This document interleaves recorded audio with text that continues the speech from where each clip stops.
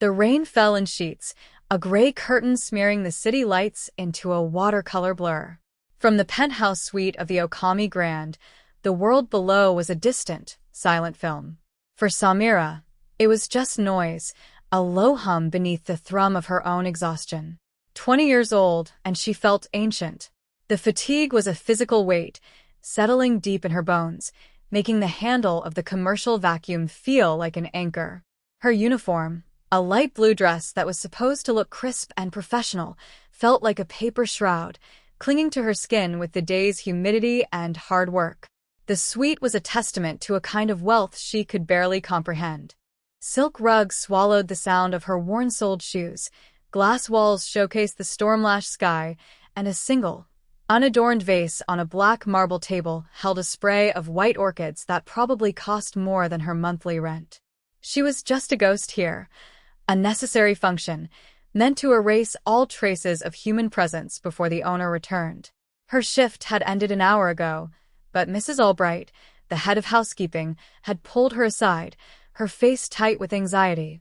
"The chairman is returning early. His suite needs a final pass. You're the best we have, Samira." The best just meant the most desperate, the one who would never say no to overtime. She finished the last carpet line, the hum of the vacuum dying into a profound silence broken only by the drumming rain. She leaned against the cool glass, her breath fogging a small circle, and pulled out her phone. It was her one ritual, the only thing that stitched her fragmented life together. She pressed the first number on her speed dial. The connection was clear, spanning thousands of miles in an instant.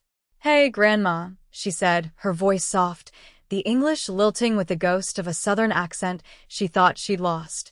She listened, a small smile touching her lips as she replied to the warm, crackling voice on the other end. After a few minutes, she said her goodbyes in the same language. A beat of silence, then another number. "Tia?" This time, her words were a fluid, rapid-fire Spanish, a conversation about a cousin's new baby, a melody of laughter and concern. Then another call, this one to a friend studying in Paris, her French smooth and idiomatic. Then German, for an old professor who still checked in on her. Then a brief, stilted conversation in Russian with a contact from a past life she tried not to think about. Then Mandarin, then Arabic, then Portuguese, and finally, a few gentle words in Swahili to an elderly woman who had been her neighbor as a child. 9 calls, 9 languages, 9 pieces of herself scattered across the globe. It was how she kept them alive, how she kept herself whole. She wasn't showing off. She was surviving. She was so lost in the rhythm of it, in the comfort of familiar voices, that she didn't hear the whisper-quiet slide of the private elevator door. She didn't feel the shift in the air, the sudden charge of a new presence, until a shadow fell over her. She ended the last call abruptly and turned, her heart seizing in her chest. A man stood there, perfectly still, watching her. From the silent interior of his elevator, Tatsuya had heard it. Not just a voice, but a cascade of them, a symphony of dialects flowing from a single source. He had expected his penthouse to be empty, a sterile sanctuary from the feral politics of his world. He was the chairman of the Okami Group, a title that was both a corporate shield and a silken glove over the iron fist of his true role, the leader of the city's most powerful Yakuza syndicate. He was a Japanese mafia boss, a man who dealt in secrets, violence, and the crushing weight of tradition. His life was a fortress of control, every element managed, every person vetted. And into this fortress had wandered a girl in a pale blue cleaner's dress, dismantling his silence with a voice that crossed borders as easily as breathing. He stood in the shadows of the foyer listening. He recognized the languages, not all of them, but enough to understand the sheer impossibility of it. He watched her posture, the way she leaned against the window, a small, weary soldier finding a moment's peace. There was no arrogance in her display, only a deep, private comfort. It was intimate, and his intrusion felt like a violation, a feeling he rarely acknowledged. He was a man who took what he wanted. He observed things to assess their value, their threat, their potential use. He catalogued the details, the scuff on her practical shoes, the determined set of her jaw, The way her eyes, when she was on the phone, seemed to be looking at something very far away. He was used to people who spoke multiple languages, spies, diplomats, professional liars. They all had an agenda. This felt different. It felt pure. The thought was so foreign, so dangerous, that it intrigued him more than the skill itself. When she finally fell silent, he decided the time for observation was over. He stepped forward, letting his shadow announce him before he spoke. Samira's breath caught. The man was immaculate in a dark, tailored suit that seemed to absorb the low light of the room. He wasn't large, not physically imposing in the way of a bodyguard, but his stillness was absolute. It was the stillness of a predator, of something that knows it doesn't need to move quickly. His face was sharp, intelligent, his dark hair threaded with a surprising amount of silver at the temples, though he couldn't be much older than 40. But it was his eyes that held her. They were dark, analytical, and utterly unreadable. He wasn't looking at her like a man looks at a woman, or even like a boss looks at an employee. He was looking at her like a scientist studying a new, fascinating specimen. "You missed a spot," he said. His voice was quiet, a low baritone with a precise, almost musical cadence. It was the most terrifying sound she had ever heard. She followed his gaze to a tiny, barely visible smudge on the marble floor near the entryway. Humiliation warred with fear. "I'm sorry, sir. I was just finishing up." Her own voice sounded thin, reedy. She scurried to her cart, grabbing a cloth and spray, her hands trembling slightly. She knelt and wiped the spot away, the scent of citrus cleaner sharp in the tense air. She kept her eyes down, her world reduced to the polished stone beneath her hands. "What is your name?" he asked, his voice still quiet, still dangerously calm. "Samira, sir," she mumbled to the floor. "Samira," he repeated, testing the sound of it. It felt like he was claiming it, filing it away in some dark mental cabinet. "You have a gift." It wasn't a compliment. It was a statement of fact, cold and objective. She stayed silent, her heart hammering against her ribs. This was bad. People like him, people with this much power, they didn't like anomalies. They liked things they could control. She was an unknown variable in his perfect, silent suite. He was the infamous owner of this hotel, a man whose picture was never in the papers, but whose name was whispered with a mixture of awe and fear. A powerful Japanese mafia boss, they said. She dismissed it as rumor, but standing in his presence, she believed it. She finally risked a glance up at him. He hadn't moved. He was still just watching her. Tatsuya watched the girl, Samira, scramble to clean the spot he'd invented. Fear was a currency he was used to trading in, but hers was different. It was the fear of a mouse cornered by a hawk, pure and instinctual, but beneath it, he saw a flicker of something else. A stubborn resilience. She didn't grovel or weep. She did her job. He had seen men twice her size, armed and supposedly dangerous, dissolve into pleading wrecks in his presence. She simply cleaned the floor. When she looked up, her eyes met his for a fraction of a second. In them, he saw not just fear, but a spark of defiance, of intelligence. It confirmed his initial assessment. She was not ordinary. And in his world, the unordinary were either threats to be eliminated or assets to be acquired. He felt a pull, a deep, resonant curiosity that went beyond her linguistic talents. It was a possessive, unfamiliar urge. He wanted to know the story behind each language, the reason for the weariness in her posture, the source of the quiet strength that kept her from collapsing under his gaze. His entire life had been a series of calculated acquisitions, of companies, of territories, of people. He had never been driven by pure, unadulterated impulse. Not until now. "Leave," he said, the word clipped. He needed to think, and he couldn't do it with her in his space, her scent of citrus cleaner and rain-damp fabric disrupting his sterile environment. She practically fled, gathering her cart and disappearing toward the service exit without a backward glance. He walked to the window she had been standing at, placing his hand on the cool glass where her head had rested. The city lights swam below, a kingdom he controlled. But for the first time, the view felt incomplete.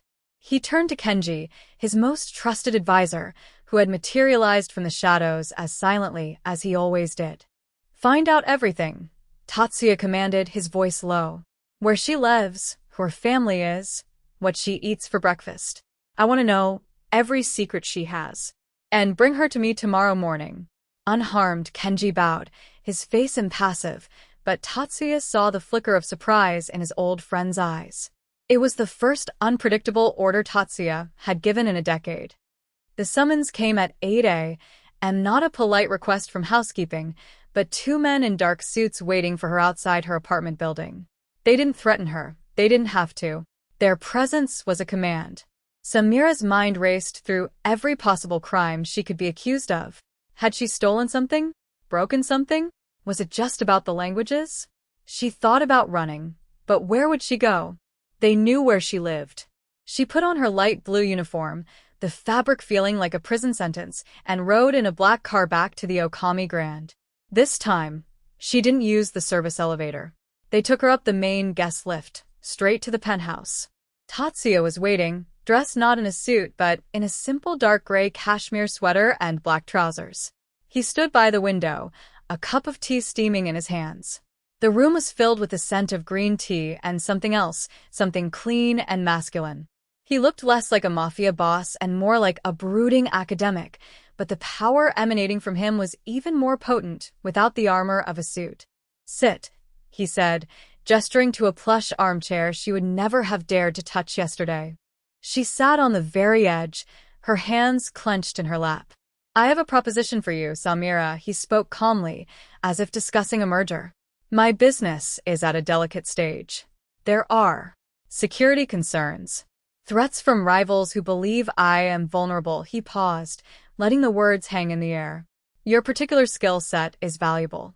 More than that, your presence is unexpected.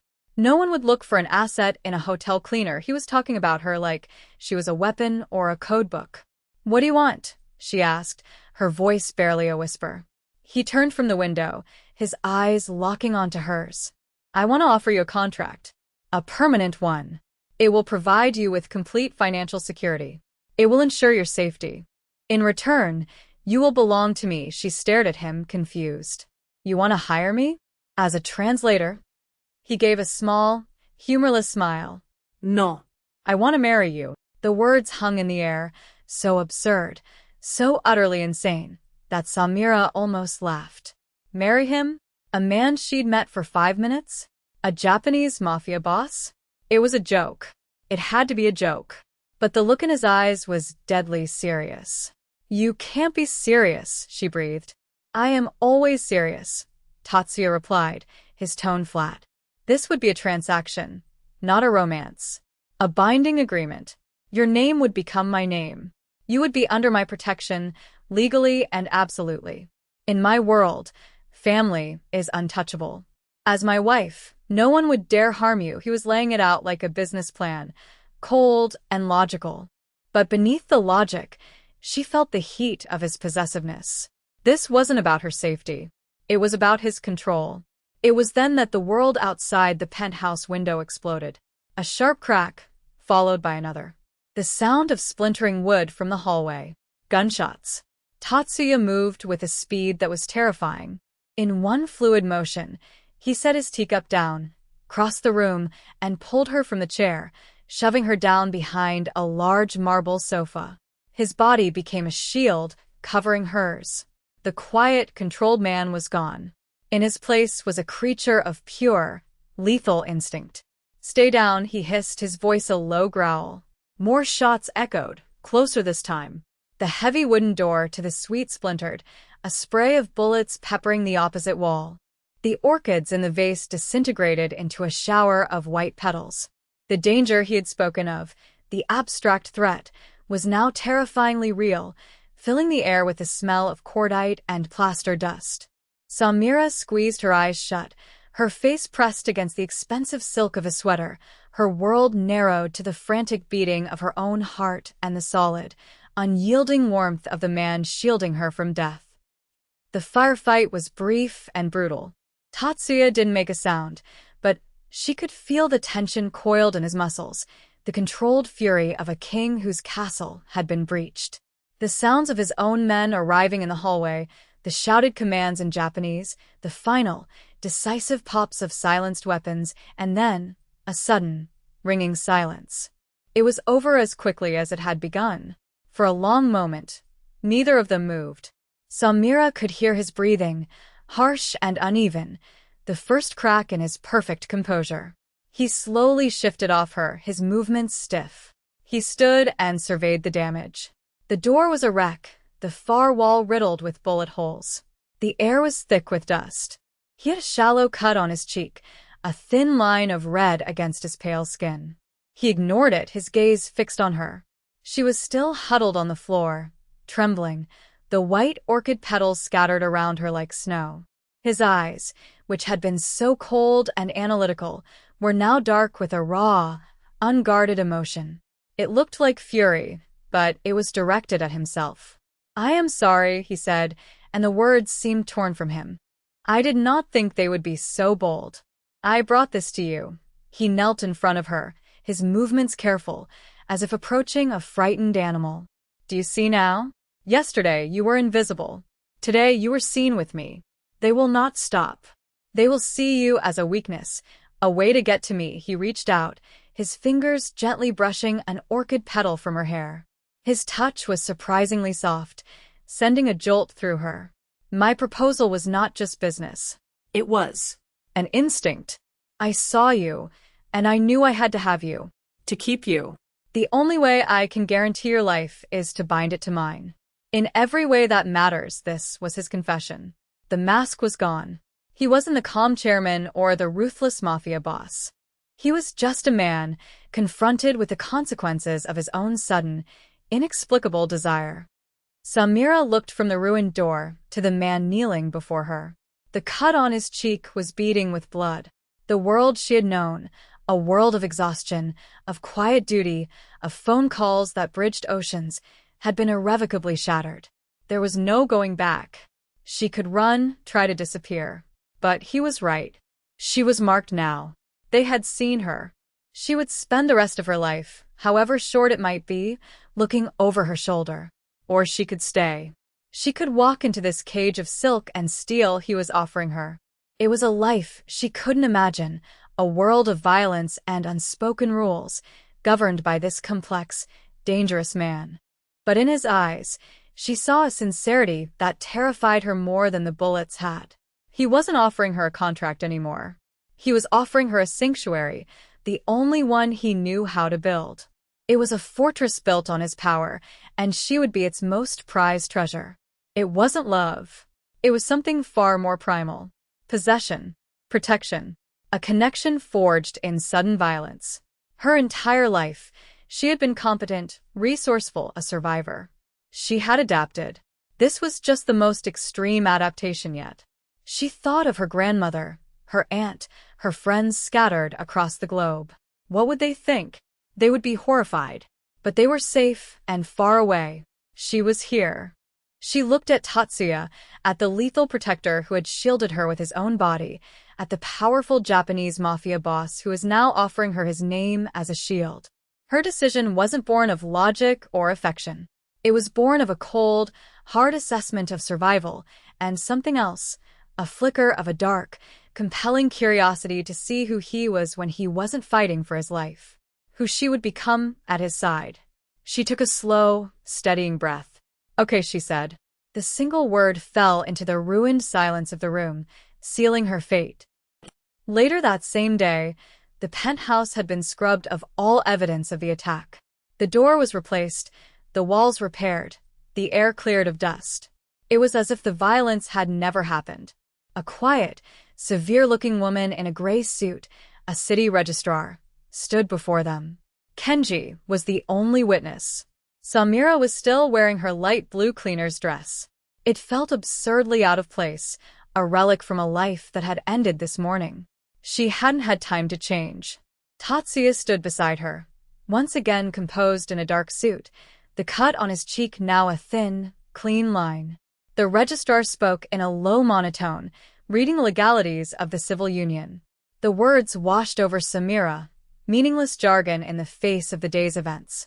She felt strangely calm, detached, as if she were watching a scene from a movie. This couldn't be her life. But it was. When it was time, Tatsuya turned to her. He didn't produce a diamond ring. Instead, he took her hand and slid a simple, unadorned platinum band onto her finger. It was cool against her skin. It felt heavy like a manacle. He looked into her eyes, and his were not the eyes of a groom. They were the eyes of a king securing his most valuable territory. For him, this was not an act of love. It was an act of supreme control, the only way he knew to protect something he had inexplicably come to want. It was the first time in his life he had claimed something not for power or for strategy, but because of an instinct he couldn't name. For Samira, as she looked back at him, the fear was still there, a cold knot in her stomach. But it was mingled with a fragile, terrifying sense of belonging. She had made a choice not to be a victim. She had chosen the dragon over the wolves. As the registrar pronounced them married, Samira knew her old life was truly over. She was no longer just a cleaner. She was the wife of a powerful mafia boss. And her real story, the dark, complicated, and dangerous one, had only just begun.